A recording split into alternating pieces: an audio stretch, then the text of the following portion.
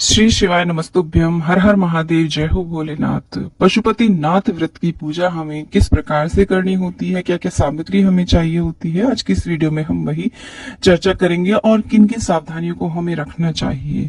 तो सबसे पहली बात तो ये होती है कि पशुपति नाथ व्रत की जो पूजा है वो सुबह के टाइम और शाम के टाइम दोनों समय की जाती है। शिवालय में जाकर के ही की जाती है और 5 सोमवार तक ये पूजा की जाती है। 5वें सोमवार में इसका उद्यापन कर लिया जाता है। तो जिस भी शिवालय में आप पूजा करने के लिए गए हैं वहां पर आप इस तरीके से देखें, यदि आप आसपास देखते हैं, जलहरी के आसपास देखते हैं किसी प्रकार के कोई भी फूल फल आदि कोई भी भोग प्रसाद पड़े हो, तो इस तरीके से आप सब कुछ हटा लें, क्योंकि इस तरीके से अच्छे प्रकार से शिवलिंग की साफ सफाई करने के बाद ही हमें उनका अभिषेक करना चाहिए, श्रृंगार करना चाहिए। देखिए, कहीं कहीं पर मंदिर में हमें श्रृंगार को हटाने की अनुमति होती है, कहीं कहीं पर नहीं होती है। तो आप इस तरीके से, क्योंकि एक बारी तो आपको श्रृंगार अवश्य रूप से करना ही करना है भोलेनाथ का, तो ऐसा आप शिवालय देखें जहां पर आप एक बार उनका अच्छी प्रकार से अभिषेक कर सकें और बाबा का हम जलाभिषेक कर सकें। देखिए, जलहरी के सीधे हाथ की तरफ गणेश जी का वास होता है, तो पहले हम वहां पर अभिषेक करेंगे जल से, और इसके बाद में उल्टे हाथ की तरफ कुमार कार्तिकेय का वास माना जाता है और बीच में अशोक सुंदरी का। तो उसके बाद में हम देखिए कार्तिकेय जी का और अशोक सुंदरी जी का अभिषेक करेंगे, और कटी भाग जहाँ पर नाग देवता लिपटे हुए हैं वहां पर माता पार्वती के हस्तकमल माने जाते हैं, तो उसके बाद में वहां पर जलाभिषेक करेंगे। उसके बाद हमें शिवलिंग का जलाभिषेक करना है। और कहीं कहीं पर मंदिर में जो एक कलश लटका हुआ होता है जिसमें से लगातार जल की बूंदें शिवलिंग पर गिरती रहती हैं, वहां पर हम जल डालते हैं। और क्योंकि वहां पर भी शिव जी की 5 पुत्रियों का वास माना जाता है जो कि जल क्रीड़ाएं करती रहती हैं, उसमें भी जल हमें अर्पित करना है। यहाँ पर एक बात और मुख्य है कि जब आप शिवालय पहुंचे तो हमें मंदिर पहुंच करके बाबा को प्रणाम करना चाहिए, धन्यवाद करना चाहिए, निवेदन करना चाहिए कि हे बाबा, पशुपतिनाथ भगवान का ध्यान करते हुए हमें संपूर्ण पूजन करना है, उनका नाम अवश्य लेना है। तो हे पशुपतिनाथ बाबा, हमने आपकी कृपा से आपके ये व्रत का नियम उठाया है, हमारे ये व्रत निर्विघ्न संपन्न हो, हमारी ये मनोकामना है, आप इसे अवश्य ही पूर्ण करें बाबा। उसके बाद में देखिए, नंदी जी का भी हमें विशेष रूप से जलाभिषेक करना है, क्योंकि नंदी भगवान ही है माध्यम जिसके जरिए हमारी सारी बातें भोलेनाथ तक पहुंचती हैं। जो मूर्तियां आदि लगी हों उनका भी आप जलाभिषेक करें, उनका भी आप पूजन करें। नाग देवता जो कि भगवान भोलेनाथ को अत्यधिक प्रिय होते हैं, भगवान भोलेनाथ का श्रृंगार होते हैं, उनका भी हम इस प्रकार से जलाभिषेक करेंगे। अच्छे प्रकार से हाथों से मल करके हम सभी का जलाभिषेक करा देंगे। हाथ में इसी प्रकार की कोई आप चूड़ी आदि ना पहने, अंगूठी ना पहने, जिससे कि घर्षण हो हमारे शिवलिंग के ऊपर। तो आप चूड़ी चाहे तो आप कलावा आदि बांध सकते हैं, या फिर चूड़ियों को ऊपर कर करके ही आप अभिषेक कराएं। और उसके बाद में पंचामृत से अभिषेक करें। नमः शिवाय मंत्र का जाप बोल सकते हैं आप। तांबे के लोटे से हमें पंचामृत अर्पित नहीं करना है। अगर कोई सुविधा नहीं है तो जो भी टिफिन में किसी भी आप गिलास में लेकर के गए हैं उसी से आप अर्पित करें। उसके बाद में हमें शुद्धोदक स्नान कराना होता है भोलेनाथ बाबा को। पंचामृत को हमें तांबे के लोटे में नहीं डाल करके अभिषेक कराना है। तो मैं एक टिफिन में लाई थी तो मैंने उसी से अर्पित कर दिया है, ऐसा कुछ नहीं है। अगर है आपके पास अलग से पात्र, क्योंकि थाली में बहुत सारी सामग्री हो जाती है, स्पेस इतना नहीं रहता है, तो मैंने उसी से अभिषेक कर दिया है। आपके पास सुविधा हो तो आप उसमें डाल करके ही करें। अब देखिए, इस तरीके से जब हम जलहरी पर हाथ फेरते हैं ना, तो माना जाता है कि यहाँ पर देखिए माता पार्वती के हस्तकमल से हमारे जब हस्तकमल मिलते हैं तो हमारी जो दुर्भाग्य की जितनी भी रेखाएं होती है ना, वो सब समाप्त हो जाती हैं। उसके पंचामृत से स्नान कराने के बाद में हम शुद्धोदक स्नान अवश्य रूप से कराना है हमें, और अच्छे प्रकार से कराना है। यहाँ पर कुछ भी हमारे चढ़ाई की सामग्री नहीं रहना चाहिए। जलाभिषेक की, अभिषेक की संपूर्ण हमें फल तभी मिलता है जब हम हमारे द्वारा चढ़ाई की संपूर्ण सामग्री हम साफ कर देते हैं। एक प्रकार से हम भगवान भोलेनाथ को स्नान करा रहे हैं। उसके बाद में कोई भी सामग्री नहीं रहनी चाहिए। इसके बाद ही हमें बाबा का श्रृंगार करना चाहिए।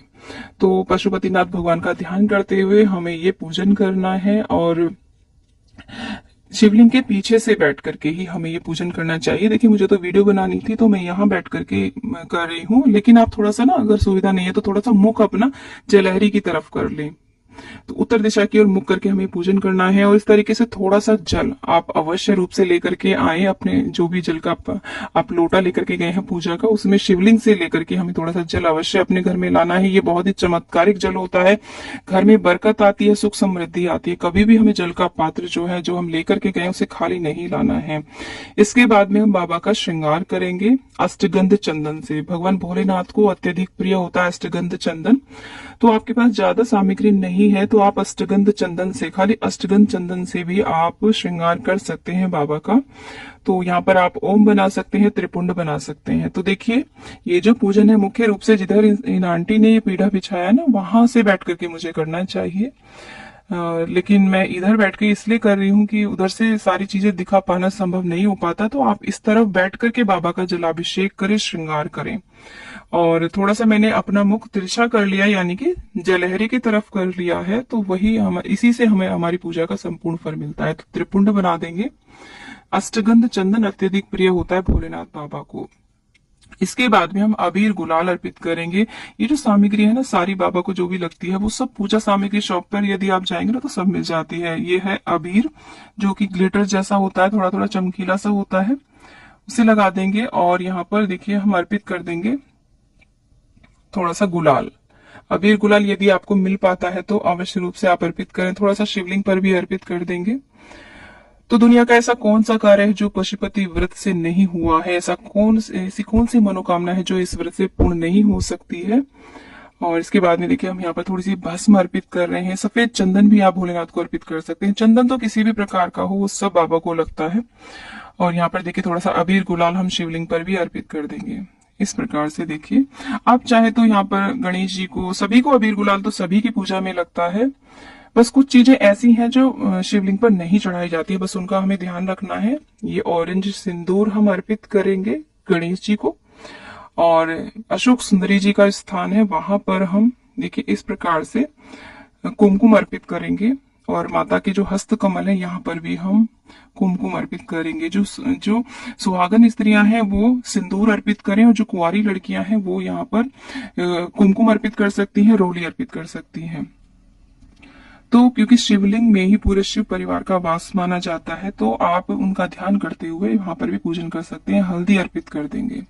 हल्दी और कुमकुम, सिंदूर, ये भूले से भी हमें बाबा को अर्पित नहीं करनी है। यहाँ पर देखिए जो बीच में शिवलिंग है, जो पिंडी स्वरूप में है, वो तो भोलेनाथ का स्वरूप है।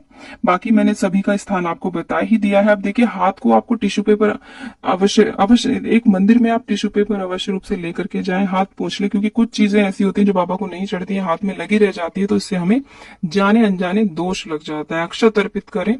अक्षत एकदम साबुत होने चाहिए, बिल्कुल भी टूटे हुए नहीं होने चाहिए। पूजा सामग्री शॉप पर भी मिल जाते हैं, पंसारी के यहाँ भी मिल जाते हैं।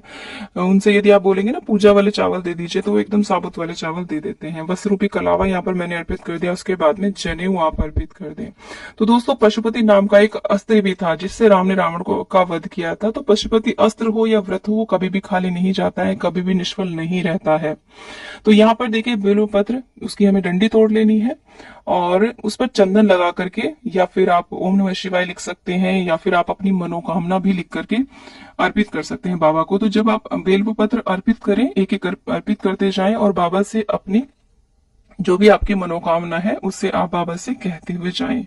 इस प्रकार से देखिए, आप चाहे तो इसमें राम नाम भी लिख करके यहाँ पर अर्पित कर सकते हैं, या सिंपली इस तरीके से आप चंदन लगा लें, अष्टगंध चंदन लगा लें। और एक बिल्व पत्र के ऊपर हम देखिए यहाँ पर हमने रोली, जो हमने कुमकुम लिया था ना, वो लगा करके अशोक सुंदर जी को अर्पित किया है। और एक बिल्व पत्र हम इस प्रकार से नंदी बाबा को भी अर्पित करते हैं। ऐसे अर्पित कर देंगे इस पूजन में। क्योंकि देखिए पशुपति नाथ, यहाँ पर पशु का विशेष महत्व है, तो इसलिए नंदी बाबा का भी पूजन विशेष महत्व रखता है इस पूजन में। तो बाबा को जितने हो सके आप बिलपत्र अर्पित करें। 5, 7, 11, 21, 51 और 108 भी अर्पित कर सकते हैं। और लास्ट वाला जो बिलपत्र आप अर्पित करें, उसके ऊपर कुछ अक्षत रख करके आप जरूर अर्पित करें। और बाबा को हम शमी पत्र अर्पित कर देंगे। और धतूरे के फूल मिल जाते हैं तो वो भी अर्पित करें। यहाँ पर देखिए सबसे मुख्य होते हैं बिल्व पत्र। उसके अलावा जितनी भी बाबा को प्रिय चीजें होती हैं वो मिल जाती हैं, तो आप उन्हें अर्पित करें। और सफेद आग के फूल मिल जाते हैं तो वो जरूर अर्पित करें, क्योंकि एक सफेद आग का जो फूल होता है वो हजारों फूलों के बराबर माना जाता है। सफेद नहीं मिलता है तो पर्पल वाले भी आप चढ़ा सकते हैं। और अपराजिता के फूल यदि मिल जाए तो वो भी आप अर्पित करें। अब ऐसा नहीं है कि इसमें से कोई सामग्री आपको नहीं मिल पा रही है तो आप जैसे भी जो भी मिल जाती है पूरी श्रद्धा भाव से अर्पित करें। भांग मिल जाती है उसे आप अर्पित करें। धतूरा, धतूरा फल माना जाता है तो शिवलिंग के ऊपर नहीं रखना है हमें। इस प्रकार से देखें, यहाँ पर बाबा को निवेदन करके धतूरा आप अर्पित करें। जितने भी मिल जाते हैं उतने अर्पित करें। अब ये जो लाल पुष्प है, गुड़हल का पुष्प जो है वो हम गणेश जी को अर्पित करेंगे। जो भी लाल पुष्प है वो आप अशोक सुंदरी जी पर, माता पार्वती के हस्त कमल पर आप अर्पित कर सकते हैं। भगवान भोलेनाथ को आप पीले और या फिर सफेद पुष्प ही अर्पित करें। तो चाहे आप कोई भी फूल अर्पित करें ना करें, अगर आग के फूल आप चढ़ा देते हैं तो आपको किसी अन्य फूल को चढ़ाने की कोई आवश्यकता नहीं रहती है। तो इस प्रकार से बाबा का हमें बहुत अच्छे से श्रृंगार करना है। तो देखिए हमारे बाबा कितने ज्यादा सुंदर लग रहे हैं पशुपतिनाथ भगवान का ध्यान करते हुए। उसके बाद में जो भी आप भोग प्रसाद लेकर के आए हैं, सुबह के टाइम भोग प्रसाद में आप मिश्री ला सकते हैं, चीनी ला सकते हैं, बताशे ला सकते हैं, कुछ भी ला सकते हैं, मौसमी फल आप ला सकते हैं, उन्हें आप अर्पित करें। और इसके बाद में जब हमारा श्रृंगार संपूर्ण हो जाता है तो अगर आपके पास इत्र है तो इत्र की सेवा अवश्य रूप से करें। इत्र लगा दें बाबा को और दूर्वा अर्पित करें। गणेश जी को दूर्वा अर्पित करें और नंदी बाबा को भी आप दूर्वा अर्पित करें। इस प्रकार से देखिए दूर्वा अर्पित कर देंगे। और मौसमी फल कुछ भी आप लाएं, जिस भी मौसम में आप व्रत कर रहे हैं वो भी आप बाबा को निवेदन करके इस प्रकार से रख देंगे। शिवलिंग के पास हमें रखना है, शिवलिंग के ऊपर नहीं रखना है। और जब आप भोग प्रसाद अर्पित कर दें तो आपके पास यदि है तो आप एक पान अवश्य रूप से अर्पित करें। उसके ऊपर आप लौंग, इलायची और सुपारी इस तरीके से रख के यहाँ पर तांबुल के रूप में एक पान अर्पित कर दें।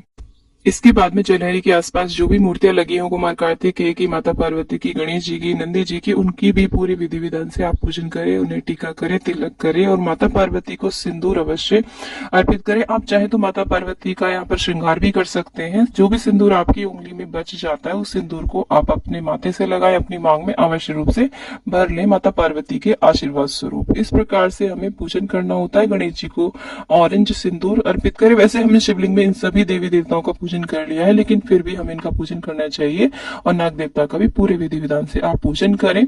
अब जो हम दीपक घर से बना के लेके आए हैं देसी घी का, गोलबाती का हमें दीपक लगाना होता है। उसे प्रज्वलित करेंगे, धूप दीप जला करके बाबा की आरती करेंगे। और यहाँ पर देखिए पूजन संपूर्ण होने के बाद में आप चाहे शिवालय में बैठ करके मंत्र जाप भी कर सकते हैं। नमः शिवाय का, श्री शिवाय नमस्तुभ्यम, या फिर शिव जी से संबंधित किसी भी धर्म ग्रंथ का आप शिवालय में बैठ करके अध्ययन कर सकते हैं। ये आपकी सामर्थ्य के ऊपर निर्भर करता है, आपके समय के ऊपर निर्भर करता है। तो इस तरीके से देखिए, एक बात का आप ध्यान रखिए, ऐसा नहीं है कि आप बत्ती ले गए घर से बना करके किसी और के दीपक में आपको ये दिया नहीं जलाना है। दिया आपको घर से ले जाना है। बेशक आप आटे का दिया ले जाएं या फिर आप मिट्टी का कोरा दिया ले जाएं। दीपक को खाली आपको नहीं रखना है, नीचे कुछ अक्षत या पुष्प आपको रखने हैं और उसके बाद चाहे तो आप कपूर से भी आरती कर सकते हैं।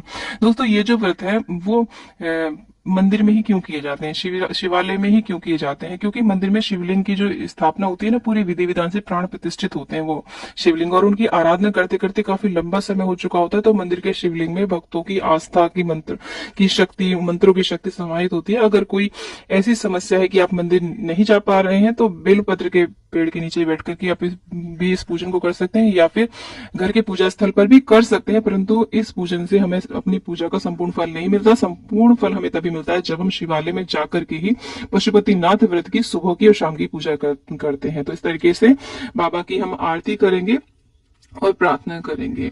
और एक ही शिवालय में हमें जाना होता है। ऐसा नहीं कि बार बार हम मंदिर बदलते रहते हैं। एक ही शिवालय में जाना होता है, कि शिवलिंग का हमें अभिषेक करना होता है।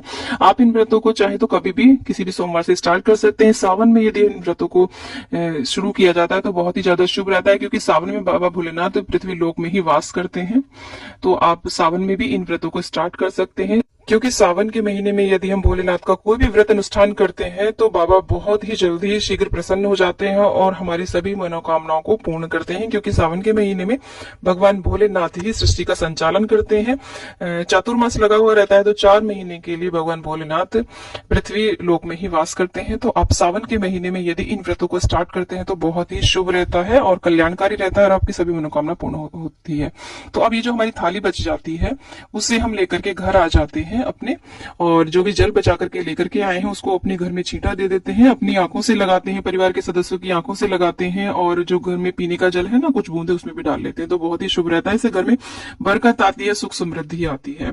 तो इस थाली को ढक के रख देंगे। शाम की थाली हमें इसी थाली में लगानी होती है। जो भी भोग प्रसाद बनाएंगे, दिए बनाएंगे, वो सब इसी थाली में रख करके हम ले जाएंगे।